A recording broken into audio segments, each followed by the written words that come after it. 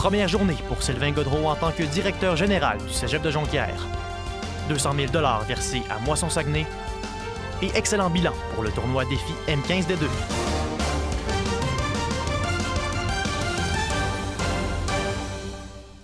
Bonjour, ici Alexis Desnoyers-Mockel et bienvenue au bulletin ATM Nouvelles en direct. Aujourd'hui souligne la première journée de Sylvain Gaudreau en tant que nouveau directeur général du Cégep de Jonquière. Enthousiaste de commencer ce nouveau chapitre, l'ancien député souhaite faire rayonner le collège sur de nombreux aspects. Voici l'entrevue que j'ai réalisée plus tôt aujourd'hui. Monsieur Gaudreau, merci beaucoup de nous parler aujourd'hui. Donc, nouveau chapitre pour vous. Comment vous sentez-vous en cette première journée dans votre nouveau rôle? Bien, je me sens très fébrile, mais en même temps extrêmement fier. Pour moi, c'est un retour à la maison parce que j'étais enseignant ici en arts et technologies des médias. Donc, j'ai été élu député pendant 15 ans et là, c'est le retour, mais dans des fonctions qui sont différentes. Puis ce qui me rend le plus fier, c'est justement de pouvoir contribuer au développement d'une merveilleuse institution qui est le Cégep de Jonquière. Donc, c'est vraiment pour ça que vous avez pris comme décision de devenir directeur général du Cégep de Jonquière? Oui, bien, de m'essayer parce qu'il y a eu un processus tout à fait sérieux et rigoureux. J'ai passé à travers ce processus-là, donc oui, effectivement, je suis très heureux parce que pour moi, c'est une façon de continuer à changer le monde. En politique, c'est ce qu'on fait, on contribue à changer le monde. Bien là, c'est aussi de le faire, mais à travers l'éducation, l'enseignement supérieur, puis en faisant en sorte que les jeunes soient la priorité et qu'on favorise la réussite.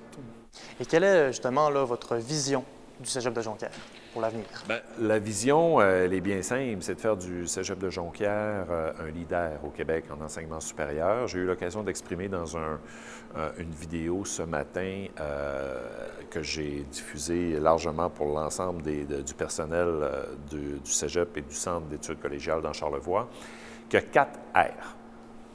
La réussite, la recherche, le recrutement, puis le rayonnement. Alors, c'est les 4 moteurs qui doivent faire avancer le Cégep de Jonquière, puis l'ensemble du personnel du Cégep de Jonquière mobilisé pour la réussite, la recherche, le recrutement, puis le rayonnement de l'institution. Justement, on le sait, la cause de l'environnement, ça vous a toujours tenu à cœur.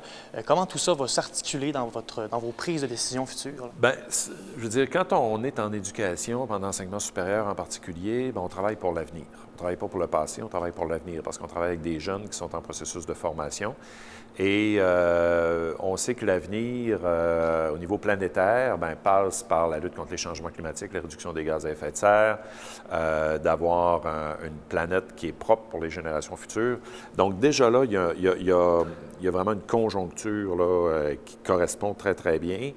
Et c'est de faire en sorte que le Cégep de Jonquière soit un leader au Québec dans le dossier des changements climatiques. Donc, on a tout ce qu'il faut au Cégep de Jonquière pour, dans chaque domaine, être les leaders qui vont nous conduire vers une transition socio-écologique où le Cégep de Jonquière va tracer la voie. Bien, merci beaucoup, Monsieur Gaudreau. On vous souhaite évidemment la bonne chance dans votre mandat. Merci. Taux d'échec grandissant pour les collégiens du Québec. La situation préoccupe les enseignants et le personnel de soutien des établissements collégiaux de la région. Ceux-ci observent une hausse d'utilisation des ressources d'aide. C'est le cas du Cégep de Jonquière où les inscriptions au service d'aide en français ont plus que triplé.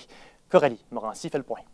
Faute de français, difficultés de lecture et incompréhension de textes sont les principales problématiques rencontrées par une majorité d'étudiants au niveau collégial. Les enseignants perçoivent un retard flagrant en français, bien plus que dans les autres matières.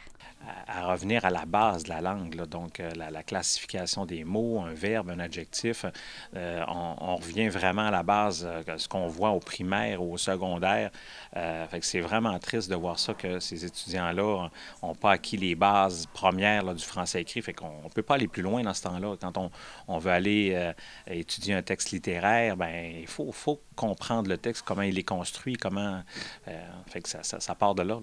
Le Centre d'aide en français, le participe du Cégep de Jonquière, voit ses demandes exploser, tellement qu'ils devront couper le temps des rencontres individuelles à la moitié pour pouvoir aider le plus d'élèves possible. À peu près un 50 % d'augmentation d'inscription. Parce qu'on aide habituellement une centaine d'étudiants là, de façon hebdomadaire. Et là, on est à 150 et des fois plus avec une liste d'attente. Donc, c'est énorme là, comme changement chez nous. Ouais. La réalité des étudiants change et c'est pourquoi les enseignants devront trouver de nouvelles méthodes afin de s'adapter aux difficultés des élèves. J'essaie de penser avec les nouveaux étudiants, les milléniums, ceux qui sont nés après 2000, ils n'apprennent pas nécessairement de la même façon, donc c'est une question d'adaptation. Je ne vois pas ça comme une tristesse, tout ça, c'est juste un défi pour moi d'améliorer ou d'aller voir, bon, quelle chose que je pourrais améliorer, qu'est-ce qui pourrait accrocher davantage les jeunes. En vue de l'épreuve uniforme de français qui se tiendra cette semaine, les enseignants et le personnel de soutien travaillent fort afin d'encadrer les étudiants collégiaux. Coralie Morancy, ATM Nouvelles, Saguenay. Promotion Saguenay annonce un nouveau service de prospection d'investissement pour son territoire. Leur mandat sera d'attirer des entreprises provenant de l'extérieur de la région à venir s'établir au Saguenay. L'équipe viendra également accompagner les entrepreneurs de la région qui souhaitent atteindre des marchés hors Québec. Promotion Saguenay cherche des investisseurs dans les domaines de la filière batterie, de l'énergie et du numérique. La nouvelle équipe qui débutera ses travaux dès le début 2023 a comme objectif de faire rayonner le Saguenay à l'échelle mondiale. Dans la prochaine année, là, il y a vraiment une stratégie là, qui va être mise en place, comme je disais, avec nos partenaires. Donc, ça va être à la fois sur le marché européen, marché asiatique, marché américain également, dépendamment là, du type d'industrie. Là, il y a des stratégies qui sont différentes, mais on va être présent sur nos marchés prioritaires. Attenant à la météo, les températures froides sont au rendez-vous. Oui, il fait présentement moins 10, ressenti moins 24 à Saguenay.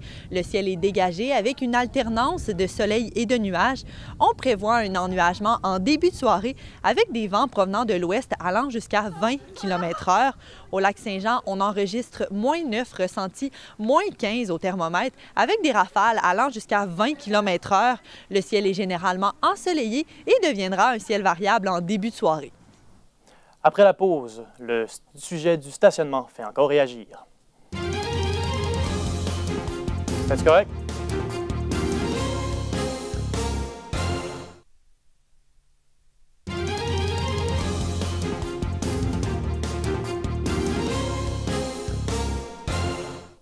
Développement dans le dossier controversé du stationnement à étage de l'hôpital de Chicoutimi. Le conseil municipal a adopté un avis de motion pour la modification du règlement sur le zonage. Les conseillers municipaux tiendront une autre rencontre mercredi pour entériner le règlement et donner les précisions aux citoyens. Marie, vous étiez à la séance ce midi. Les citoyens sont toujours mécontents? Oui, en effet, Alexis, les conseillers ont adopté un avis de motion pour changer le zonage de parc vers un de stationnement et les citoyens ne sont pas d'accord avec ce changement. Une trentaine de citoyens étaient justement présents aujourd'hui à l'hôtel de ville à Chicoutimi et quelques-uns ont exprimé leur mécontentement aux élus. Une majorité des citoyens ne sont pas contre le projet de stationnement à étage à l'hôpital de Chicoutimi. Ils ne veulent simplement pas qu'un édifice cache la vue vers la rivière Saguenay et vers les Monts-Valin.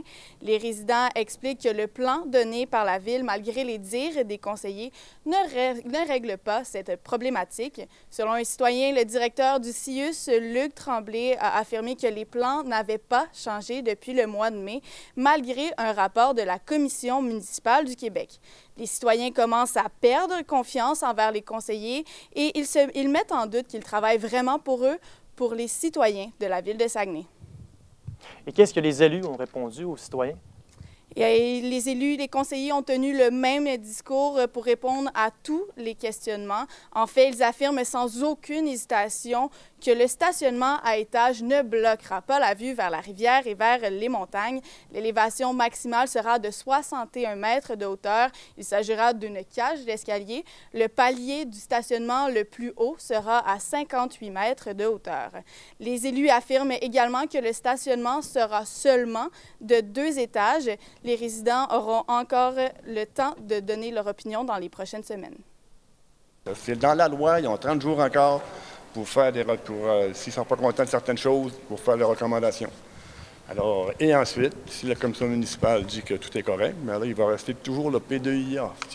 Ça ne finit pas mercredi, là. Il y a encore des petites étapes qu'il faut faire. Là. Merci beaucoup, Marie. Seulement 46 des 106 recommandations émises par le ministère de la Santé et des Services sociaux ont été respectées par les CHSLD de la région. Le Saguenay-Lac-Saint-Jean se classe parmi les pires régions dans la province, selon les usagers de la santé du Québec. Avec la note de 43 % pour l'ensemble de ses réalisations, la région se classe seulement devant la Mauricie et le Bas-Saint-Laurent. L'activité familiale L'Offrande est de retour pour une 11e édition ce dimanche à l'Hôtel Universel d'Alma. Une cinquantaine de personnes mettront main à la pâte pour concocter des pâtisseries. C'est le soir du 24 décembre que les membres de la famille Fortin livreront ces petits desserts sucrés aux personnes moins nanties de la région. Tout est dans l'optique d'offrir une dose de bonheur et de joie pour les familles dans le besoin à Alma. Après la pause, on vous présente un reportage complet sur le financement des banques alimentaires au Saguenay-Lac-Saint-Jean. Restez avec nous, le bulletin de nouvelles se poursuit avec ma collègue Laurence Morin.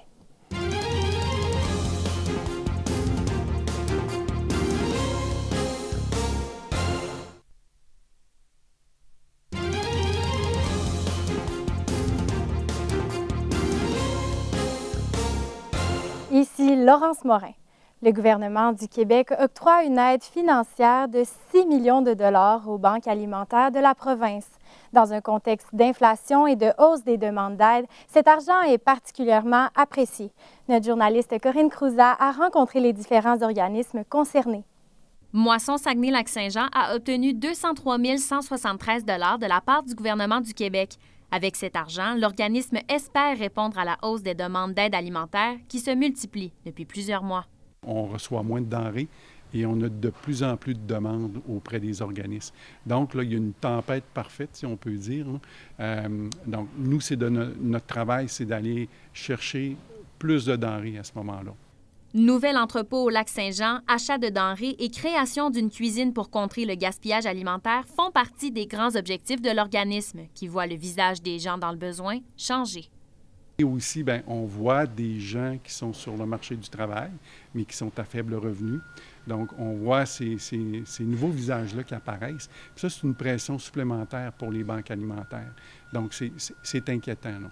Les épiceries communautaires sont elles aussi à bout de souffle. Frappées par la pénurie de personnel et la hausse des prix, elles doivent faire face à ces problématiques, tout comme leur clientèle à faible revenu. Des fois, ça rebute certaines personnes. Non, mais il n'y a pas ça, il n'y a pas ça. Oui, mais la salade en ce moment est à plus de 4 $. On n'en achètera pas parce que vous l'achetez. C'est sûr que vous ne l'achetez pas. Pour l'alternative à Jonquière, le nombre d'employés est insuffisant. À l'approche des fêtes, c'est un poids de plus qui pèse sur les épaules de l'organisme. Mais on a tout le temps besoin de monde, ça on le vit aussi. Puis le prix du panier a encore augmenté, les aliments augmentent beaucoup. Malgré l'aide reçue par le gouvernement, Moisson Saguenay espère voir d'autres appuis financiers dans les prochaines semaines afin de répondre aux besoins grandissants de la région. Corinne Crouzat, ATM Nouvelles, Saguenay. À la veille du dépôt du budget de Saguenay, l'organisme Logement-Entraide table sur une augmentation de la contribution de la Ville au Fonds du développement du logement social. L'organisme souhaite aussi qu'un terrain lui soit cédé et qu'un congé de taxes lui soit octroyé pour que la coopérative d'habitation La Solidarité soit fondée. Encore 1612 ménages locataires à Saguenay ont d'importants besoins en matière de logement, soutient la coordonnatrice Sonia Côté. Parce que ce n'est pas une dépense, le logement social, c'est un investissement pour ses propres citoyens qui sont dans le besoin. Alors, c'est possible de voir arriver des projets comme celui de la coop, la solidarité à court terme, mais il n'en demeure pas moins que c'est une volonté politique. Au palais de justice maintenant, Jonathan Girard plaide coupable aux accusations d'homicide involontaire, le reliant au meurtre de son père le 16 décembre 2018. Les chefs d'accusation d'incendie criminel mettant en péril la vie de 3 personnes ont quant à eux tombé. La défense et la poursuite ont demandé une condamnation de 15 ans de pénitencier au juge Louis Dionne. Si la proposition commune est retenue, l'accusé devra passer les 9 prochaines années derrière les barreaux. Lui qui est détenu depuis déjà 4 ans. Après la pause, notre chroniqueur Olivier Joly se penche sur les dossiers des taxes et des impôts de Rio Tinto.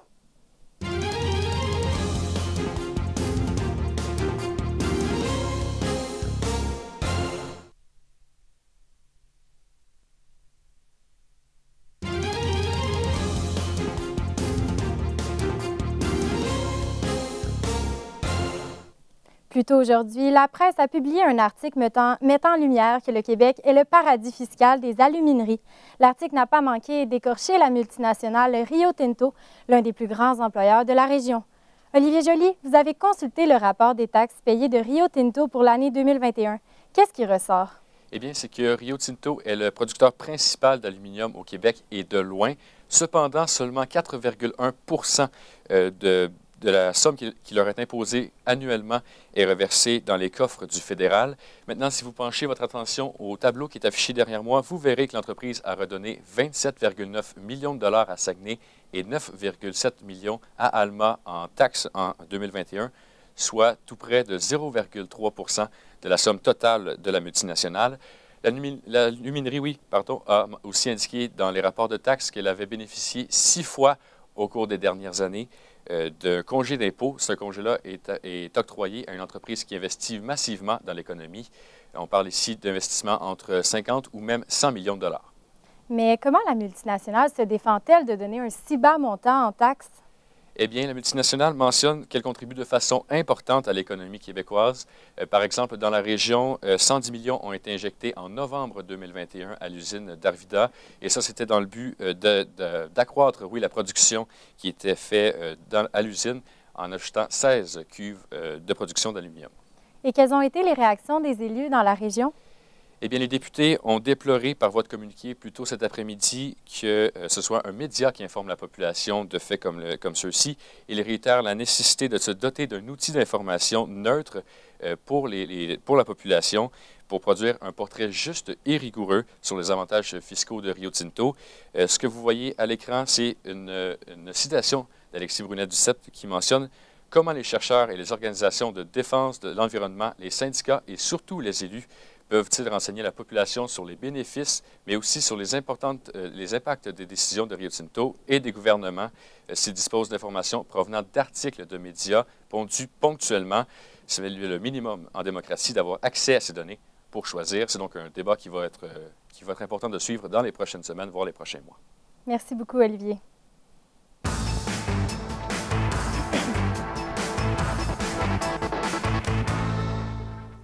Le tournoi Défi M15D2 a réuni 40 équipes de hockey en fin de semaine dans la région.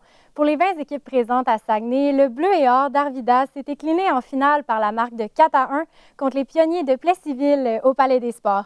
Malgré la défaite de la polyvalente d'Arvida, que du positif ressort de ce tournoi? Un reportage de Félix Galland.